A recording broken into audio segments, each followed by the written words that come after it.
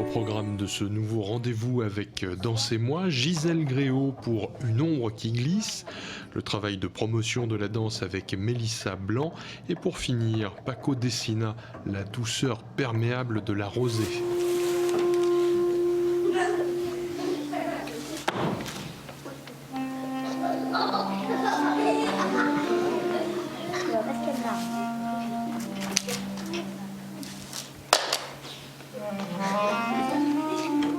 Je me dis pas il faut penser aux enfants ou il faut penser aux adultes, il faut penser au projet, voilà.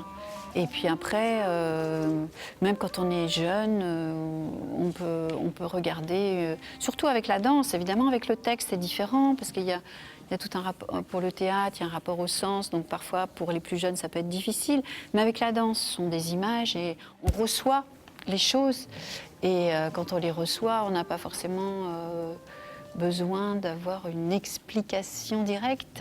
Donc, quel que soit l'âge, on prend, on sent.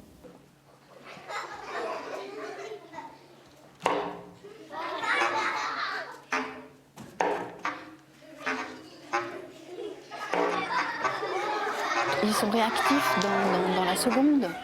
Donc, c'est très, quand on est sur scène et qu'on les sent, c'est magique. Et puis après, quand on les rencontre, qu'on peut discuter avec eux, ou dans les ateliers, quand on fait des ateliers, moi je trouve que c'est très enrichissant.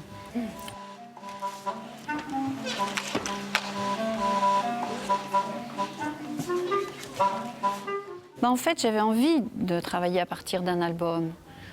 Pour rentrer dans un monde graphique, mais aussi justement pour rentrer un peu dans une sorte d'histoire, mais histoire au sens juste d'un fil rouge, c'est-à-dire pas au sens d'un texte, justement.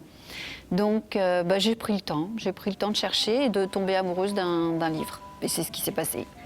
Ça a été assez rapide parce que la rencontre entre tous les acteurs de cette pièce, c'est produite, je sais pas, il y a eu une espèce de grâce, de miracle. Voilà, personne ne se connaissait et on a tous fait comme ça autour de cette histoire, ce qui fait que ça s'est construit très vite en fait.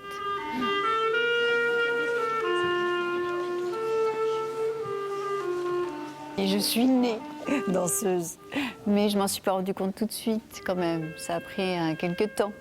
Ce quelques temps pour rencontrer aussi les bonnes personnes et puis commencer à ressentir ce monde, parce que ce n'est pas seulement, ce sont des sensations physiques, mais c'est aussi un monde qui nous amène dans l'imaginaire, qui nous amène dans des libertés particulières.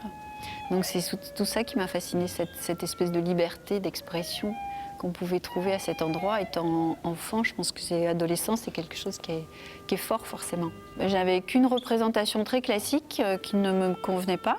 C'est pour ça que je disais c'est aussi une histoire de rencontre, parce que j'ai rencontré d'autres personnes qui m'ont montré que la danse, ça pouvait être autre chose que ça. Et avec de l'improvisation, avec des gestes moins formels.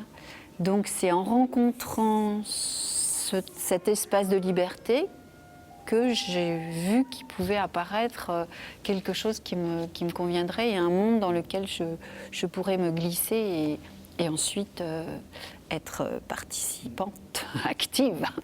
Comment à un moment on passe de l'autre côté? C'est une envie de création? C'est un autre métier, mais qui se fait progressivement. Je pense qu'on s'y prépare progressivement. Enfin, peut-être pas pour tout le monde, mais en tout cas, en ce qui me concernait, c'était quand je parlais de liberté tout à l'heure, il y avait déjà cette liberté d'expression en tant que danseuse, mais je crois que j'avais besoin d'encore un tout petit peu plus de liberté pour pouvoir vraiment aller au bout de mes images, de mes sensations, et puis pouvoir les transmettre aussi. Ça fait partie, je pense, aussi du travail de chorégraphie, pour moi en tout cas. C'était aussi de transmettre des sensations, des envies, des histoires, de rencontrer des musiciens, compositeurs, des plasticiens, des décorateurs, des costumiers, enfin tous les autres métiers finalement du spectacle sont très importants. Ils nous nourrissent et puis c'est un dialogue. Voilà. Et puis la façon aussi de travailler avec les danseurs en laissant aussi des parts des espaces pour eux aussi, de partage, d'échange.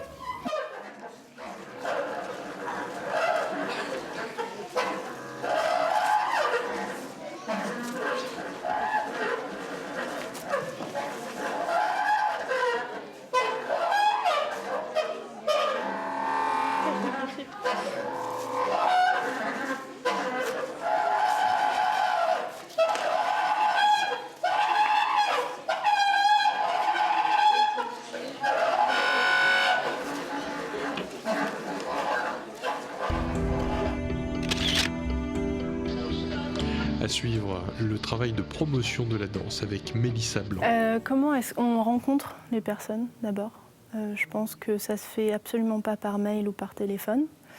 Ça passe obligatoirement par les rencontres.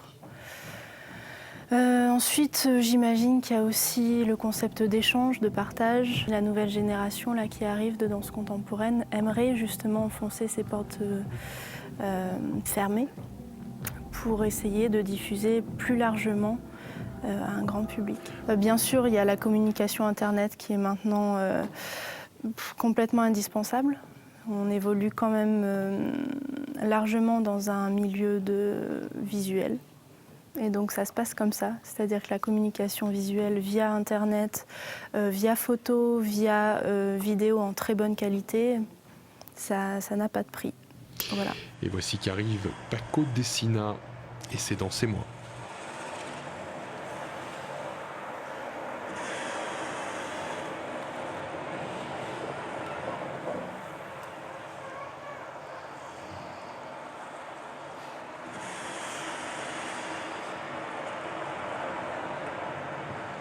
Je voudrais voir l'espace de Jérémy. On va faire la suite. Quand les danseurs sont sur scène, c'est comme si moi j'étais sur scène aussi. Quand il y a la danse, même en dehors de ma propre compagnie, mais quand sur scène il y a la danse, il y a forcément quelque chose de mon esprit et de mon corps qu'elle danse avec. Donc voilà, c'est une façon différente. Si on oublie l'ego, il n'y a aucune différence, je pense.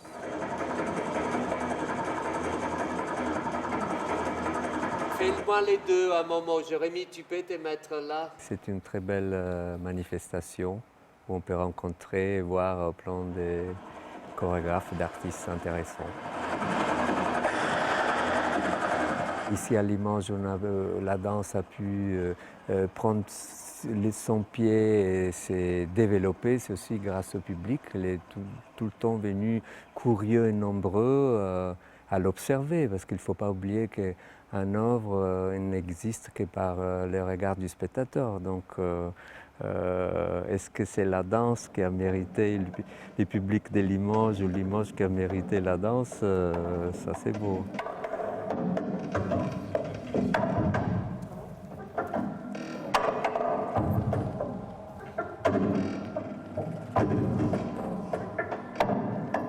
J'ai tendance à pas séparer la danse française, la danse italienne, la danse américaine, la danse classique, la danse hip-hop, tout cela. Juste, j'essaie de rester tout le temps ouvert et attentif à ce qui se présente à mon regard.